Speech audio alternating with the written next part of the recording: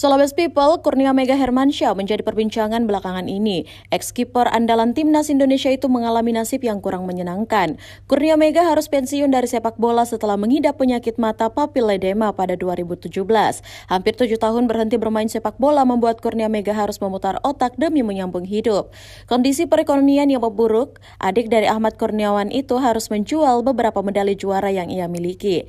Beberapa waktu lalu melalui Instagram pribadinya @egahermansyah, Kurnia Mega mengunggah informasi bahwa ia menjual beberapa medali yang pernah dia raih sebagai penjaga gawang timnas Indonesia dan klub Arema FC. Ketua Umum PSSI Erick Thohir pun tergerak dengan kisah kesulitan Kurnia Mega.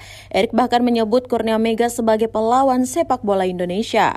Erick Thohir mengaku prihatin dengan kondisi Kurnia Mega. Ia menyatakan siap membantu apapun yang diperlukan oleh kiper jangkung itu.